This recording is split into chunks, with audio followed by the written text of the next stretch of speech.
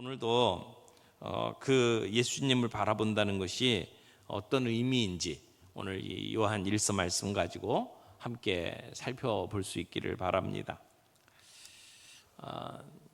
1945년도 8월에 싱가포르의 창이에 포로 수용소가 있었습니다. 거기에 연합군 포로들이 그곳에 갇혀 있었습니다.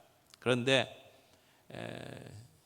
일본이 무조건 항복했다라고 하는 그 소식이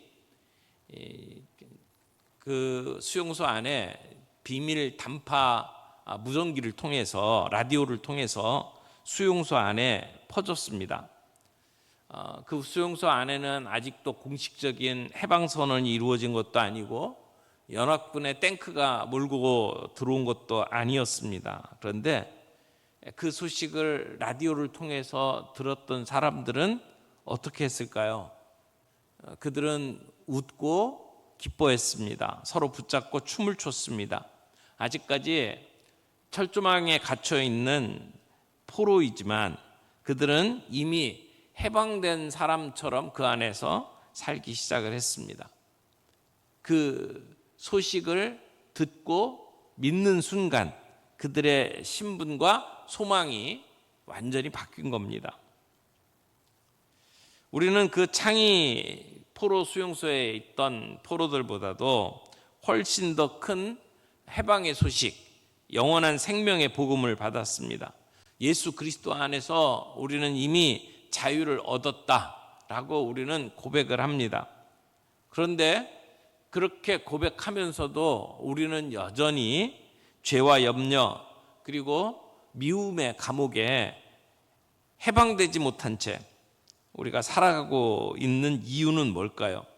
왜 우리는 구원을 소유했다고 하면서도 삶의 현장에서는 거기에 합당한 열매를 맺지 못하고 비틀거리고 살아가고 있을까요?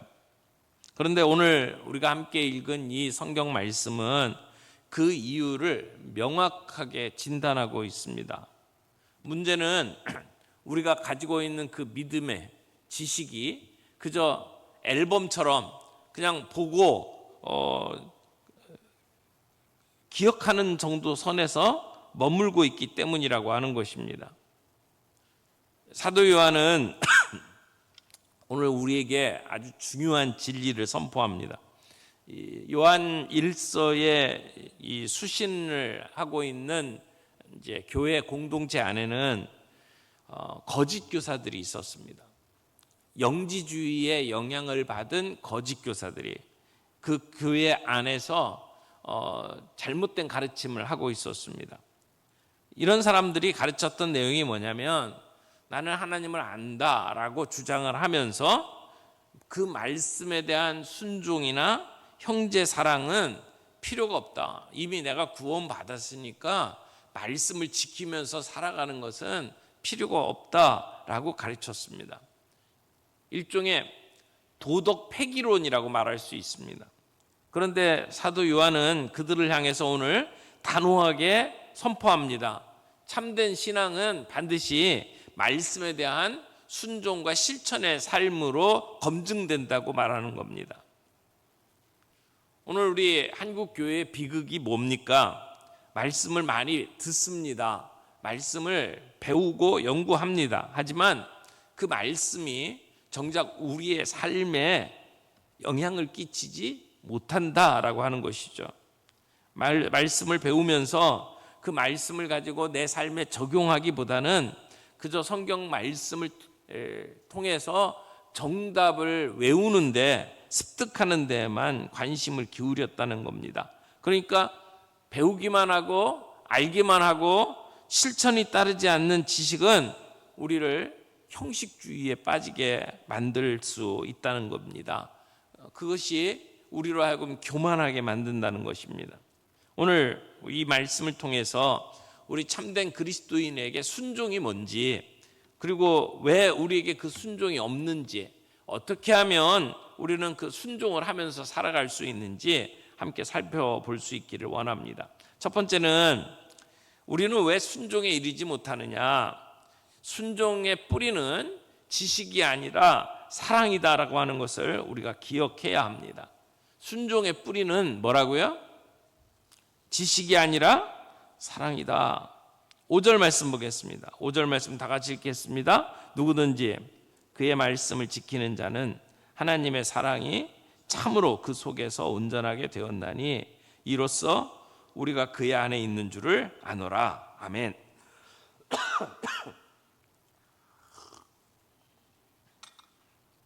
여기 5절에 주목해야 될 단어가 하나는 말씀입니다. 말씀.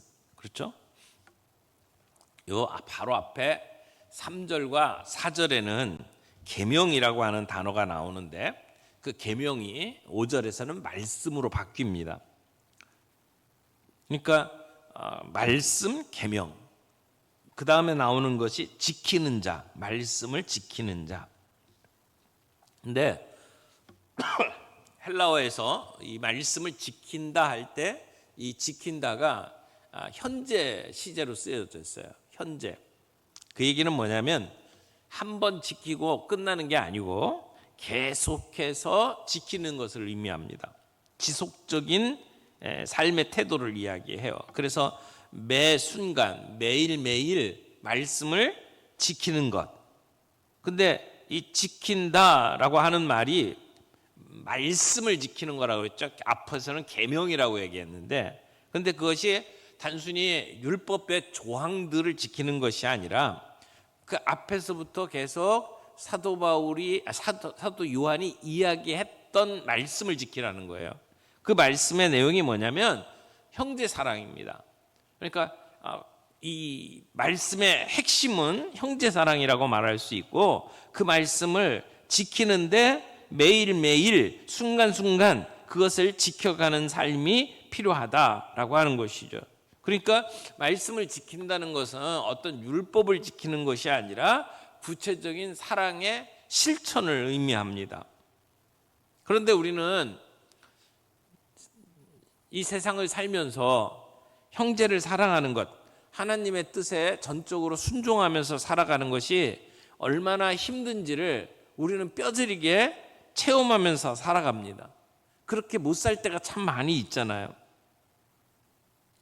나는 하나님을 압니다. 나는 믿습니다. 라고 말하면서도 왜 우리의 삶에는 그 말씀에 대한 순종의 열매가 없을까요?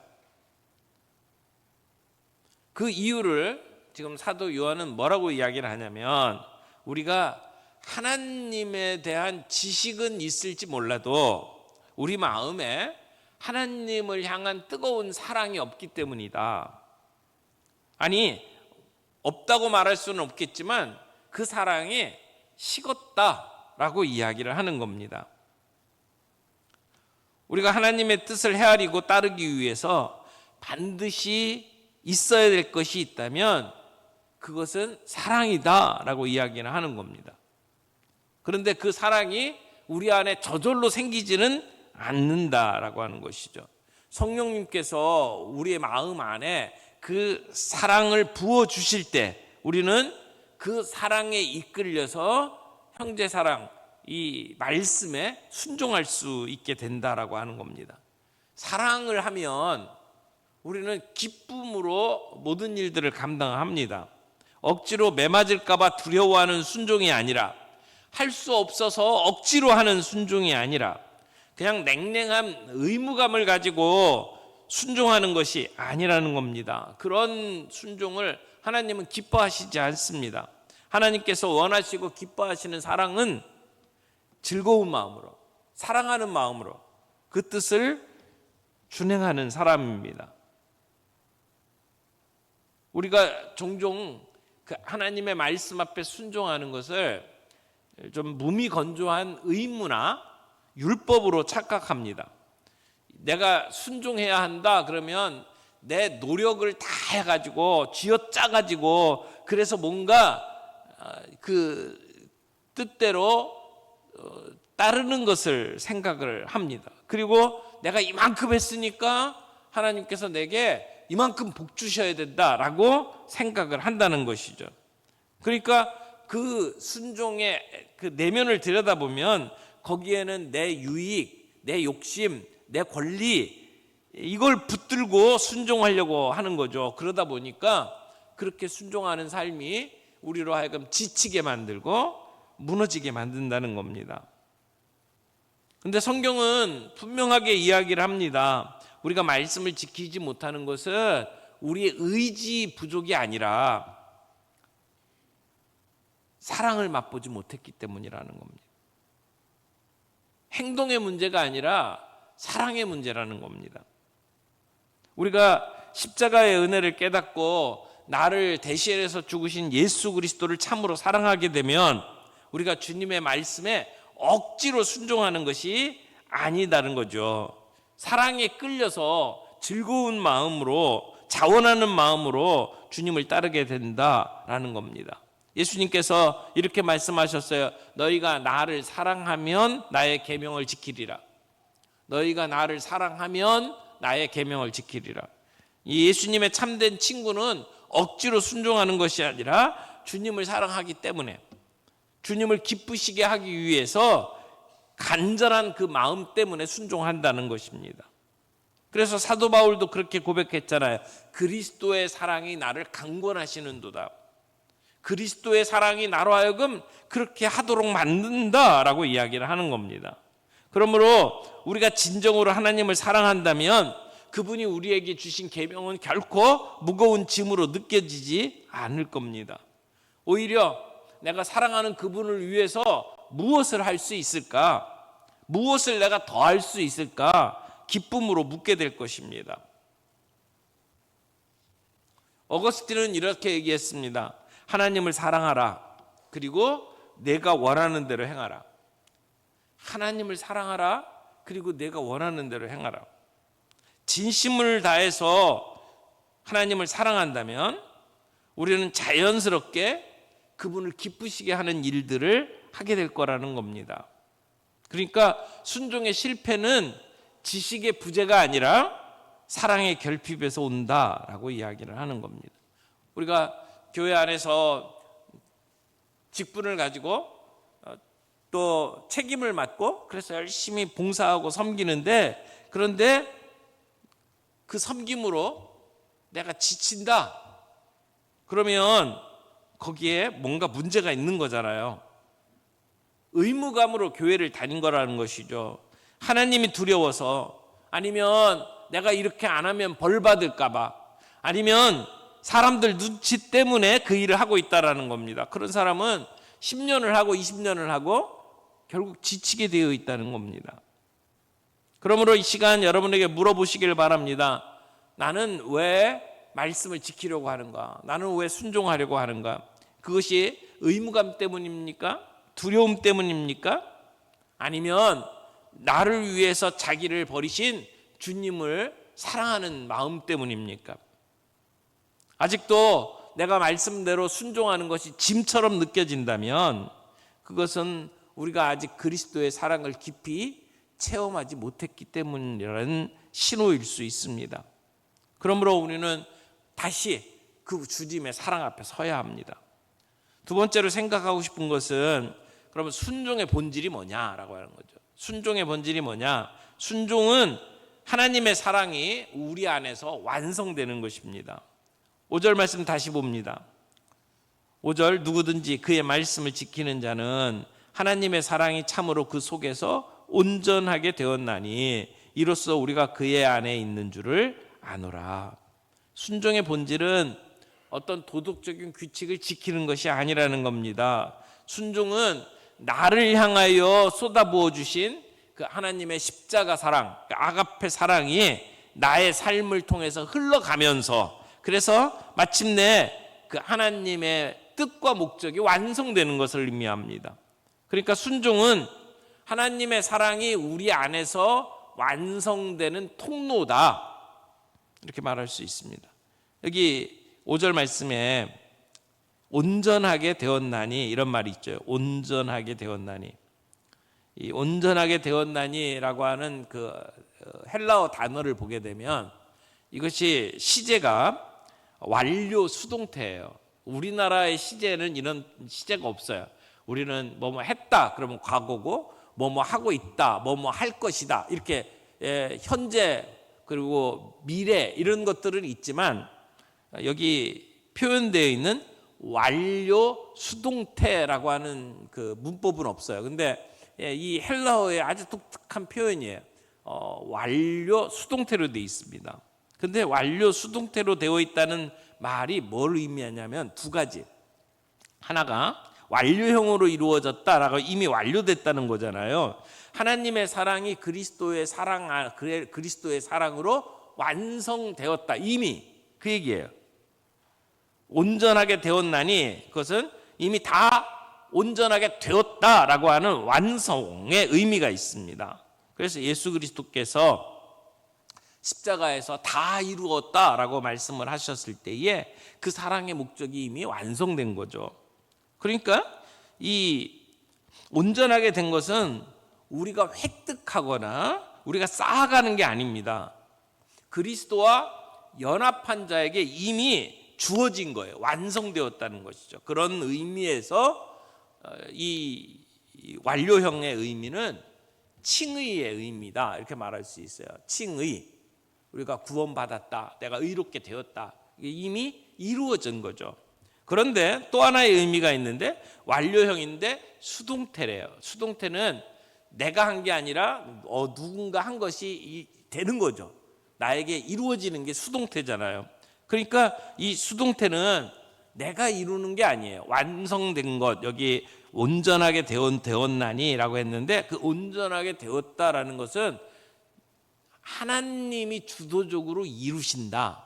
그래서 나에게 주어지는 것이다. 수동태의 의미가 있다라고 하는 것이죠. 그러니까 그 완성된 사랑이 우리 안에서 살아 역사하시는 성령님을 통해서 날마다 순종의 열매로 우리에게 나타나는 것이다. 그러니까 이 온전함은 내가 열심으로 만들어내는 것이 아니다. 그리스도 안에서 이미 우리에게 주어진 하나님의 사랑이 이 성화라고 하는 과정을 통해서 우리의 삶에 열매 맺게 되는 거다. 그런 수동태의 의미가 있다는 거예요. 그래서 그 수동태의 의미를 가지고 따진다면 우리에게 떠오르는 단어가 성화라고 하는 단어예요. 그러니까 앞에 완료형이다라는 의미는 칭의라고 하는 의미가 있다면 수동태의 의미를 가지고 따지면 성화라고 하는 거예요. 성화라는 것이 예수님 닮아가는 거잖아요.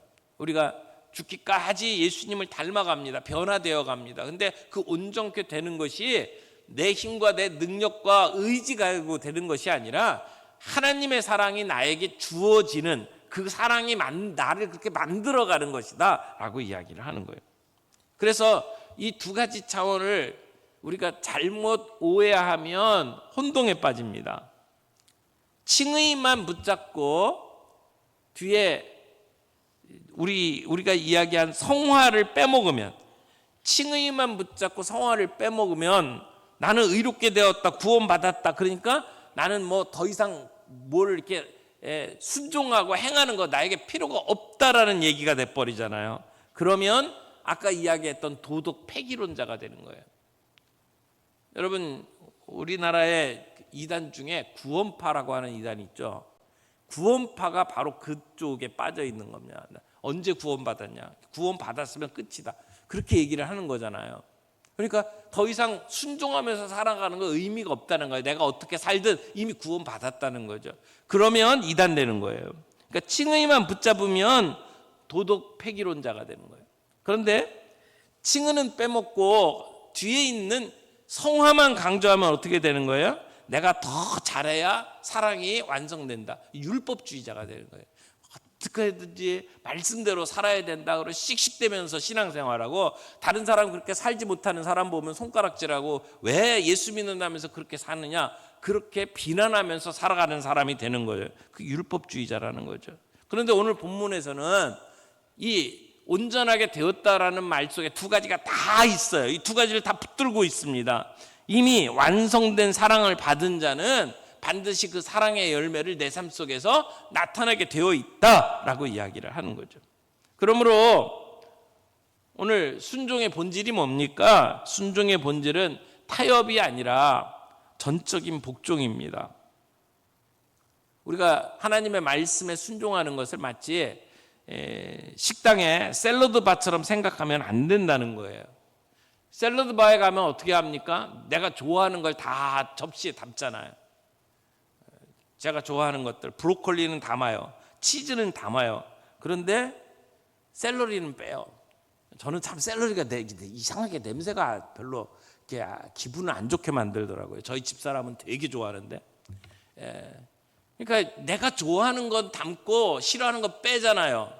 근데 순종은 뭡니까? 순종은 우리가 하나님의 말씀을 대할 때에 내가 좋아하는 거는 그렇죠 라고 순종하면서도 용서해라, 그건 싫은 거예요. 힘든 거예요. 자기를 부인해라, 힘든 거죠. 그러니까 자꾸 그런 거는 빼놓고 내가 좋아하는 것만 접시에 담겠다. 그건 온전한 순종이 아니라는 거죠. 요한복음 3장 18절에 보면 우리가 말과 혀로만 사랑하지 말고 행함과 진실함으로 하자라고 말씀을 합니다. 여러분의 샐러드 접시에 여러분이 좋아하는 것만 담지 말라고요. 하나님의 말씀 전체에 온전히 순종할 수 있기를 바랍니다. 포도나무를 생각해 보세요. 포도나무에 포도가 맺히려면 어떻게 합니까? 그저 가지와 줄기에 붙어 있으면 됩니다. 굳이 열매를 맺으려고 애를 쓰지 않아도 그 안에 수액이 흐르고 거기에 꽃이 피고, 꽃이 피면 거기에 열매가 맺게 돼 있잖아요.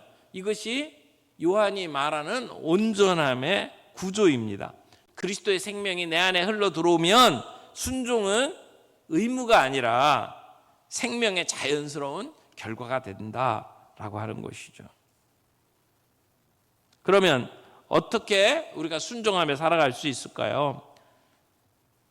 결국 하는 방법, 순종하는 방법, 그리스도의 발자국 위에 우리가 발을 포개면 된다라고 하는 겁니다.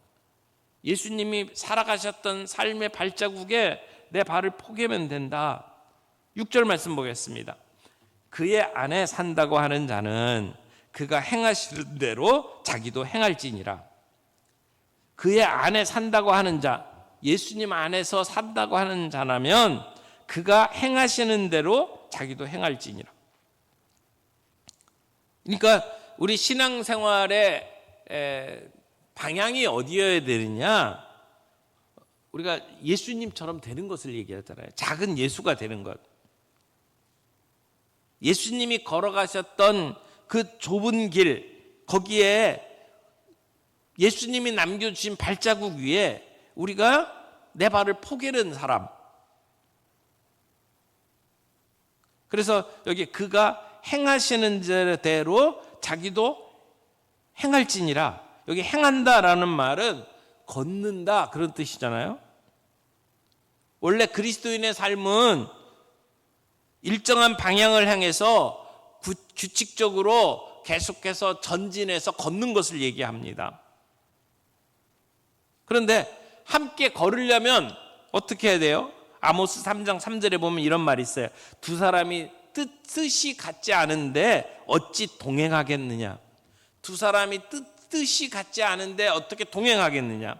우리가 예수님과 동행하려면 우리의 뜻과 예수님의 뜻이 맞춰져야 합니다.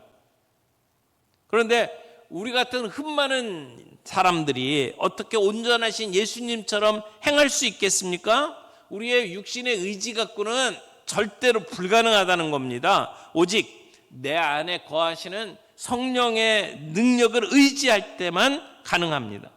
성령님께서 우리 마음에 하나님이 원하시는 일, 우리 하나님을 기쁘시게 하는 일들을 하고자 하는 거룩한 소원을 우리에게 품게 하실 때 우리가 그것이 가능하다는 거죠.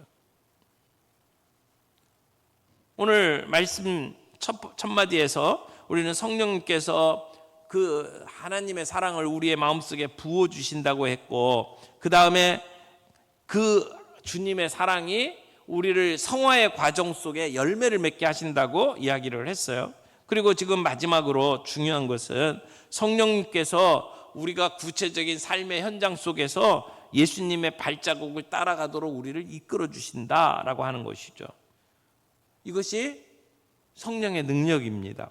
그러니까 우리가 순종한다라고 하는 것이 율법을 지키기 위해서 내가 발버둥 친다 그런 의미가 아니라 예수님의 사랑에 내가 사로잡혀서 우리의 옛사람, 내 옛 자아는 십자가에 못 박고 성령님께 내 마음을 온전히 드릴 때에 그때 내 안에 계시는 성령님께서 내 안에서 살아 역사하시는 그리스도께서 나를 이끌어 주신다는 겁니다. 그래서 이 사도 요한의 편지를 보게 되면 굉장히 중요한 개념이 내가 그분 안에 거하는 것. 영어 표현으로 abide라는 표현 쓰죠. abide in him, 그분 안에 거하는 것. 내가 그분 안에 사는 것. 이것이 요한의 신학의 아주 중요한 개념입니다. 거하다. 이것을 가장 잘 표현하는 말이 포도나무 비유예요. 포도나무 그 가지에 내가 붙어 있으면, 내가 포도나무 안에 있으면 포도 열매가 자연적으로 맺히는 거죠.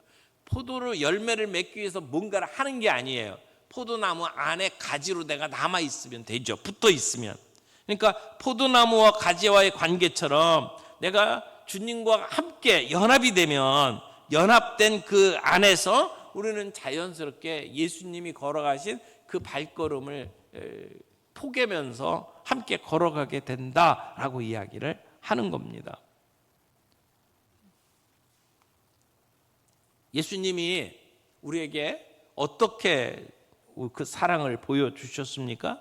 빌립보서 2장에 보면 그분은 근본 하나님의 본체이신데 자기 권리를 주장하지 아니하시고 종의 형체를 취하시고 그리고 죽기까지 순종하셨습니다. 예수님이 이 땅에 오셔서 그렇게 하나님의 말씀 앞에 순종하신 것은 우리를 구원하시기 위해서죠.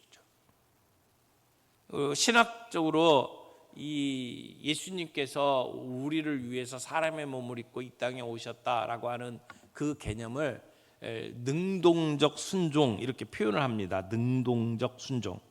예수님께서 우리를 대신해서 율법을 다 지켜주셔서 이제는 그 예수님 때문에 우리도 그 율법을 지킨 자처럼 하나님이 여겨주시잖아요. 그래서 예수님이 이미 순종의 길을 걸어가셨기 때문에 오늘 우리는 예수님을 따라서 그 발자국 위에 우리의 발을 포갤 수 있다는 겁니다. 우리가 순종했다고 구원을 얻는 근거가 되는 것은 아닙니다. 이미 우리가 그리스도 안에서 구원받았다라고 하는 감사의 마음으로 우리는 순종하면서 살아가는 거죠. 이게 결국 예수님을 따라가는 우리의 삶의 모습이어야 한다는 겁니다. 예수님이 근본 하나님의 본체시지만 자기 권리를 주장하지 않으시고 종의 형체를 취하시고 죽기까지 순종하시면서 살아가셨던 그 삶을 우리가 따라가야 한다. 그게 우리의 삶의 본보기다. 그래서 그 N.T. 라이트가 이렇게 표현을 했습니다. 참된 제자도가 뭐냐? 그리스도께서 앞에서 걸어가신 순종의 발자국에 우리의 발을 포개놓는 삶의 방식. 우리가 새로운 길을 개척하는 게 아니고 이미 예수님이 걸어가셨던 그 발 위에 내가 그 발자국 위에 내 발을 내딛는 것.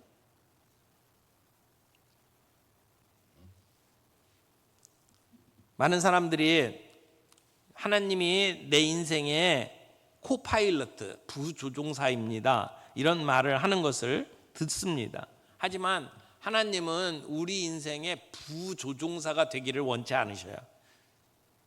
하나님이 조종사가 되기를 원하셔요.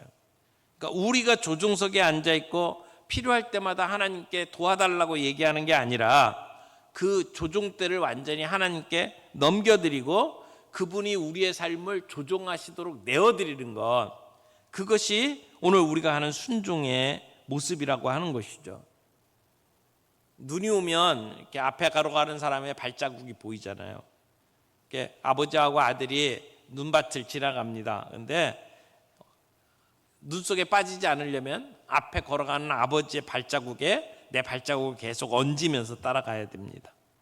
이것이 바로 예수님이 행하시는데도 우리가 행하는 것입니다. 내가 새로운 길을 만들어가는 것이 아니라 예수님이 걸어가신 발자국에 내 발자국을 내놓는 것이죠. 그래서 우리가 삶에 어떤 결정을 내릴 때마다 이렇게 물어보시면 좋을 것 같아요. 예수님이라면 지금 이 상황에서 어떻게 하셨을까? 예수님이라면 내 자리에서 어떻게 하셨을까? 우리가 직장에서 힘든 일, 억울한 일을 당할 때, 가정에서 우리가 서로 부딪히면서 힘든 시간을 보낼 때, 공동체 안에서 내가 이해받지 못하는 힘든 일들이 있을 때, 그 순간이 바로 예수님의 발자취를 따라갈 수 있는 기회입니다. 예수님이라면 그 자리에서 어떻게 하셨을까 물어보고 그 말씀대로 한 걸음 한 걸음을 내디딜 때, 그때 순종은 우리에게 의무가 아닌 기쁨이 될 겁니다. 말씀을 맺겠습니다. 오늘 세 가지 말씀을 드렸는데, 우리가 순종에 이르지 못하는 이유는 내 노력이 부족해서나 방법의 문제가 아니라는 겁니다. 그리스도의 사랑을 충분히 맛보지 못했기 때문이라는 것이죠. 순종의 뿌리는 지식이 아니라 사랑이라는 것입니다. 두 번째, 온전한 순종의 본질은 내 열심으로 이루는 게 아니라고 하는 겁니다. 우리가 그리스도 안에 거할 때에 그때 하나님이 우리 안에서 완성하시는 사랑의 열매다. 포도나무에 붙어있는 가지처럼 생명이 그 안에서 흐르면 자연스럽게 열매는 맺힌다라고 하는 것입니다. 그래서 어떻게 하자고요? 그분이 행하셨던 그 길대로 우리가 따라가자고요. 내가 새로운 일을 개척하는 게 아니라 선한 목자 예수님이 이미 걸어가셨던 발자국 위에 내 발을 포개는 것이, 그것이 순종하는 길이다라고 하는 것이죠. 오늘 우리의 삶 속에서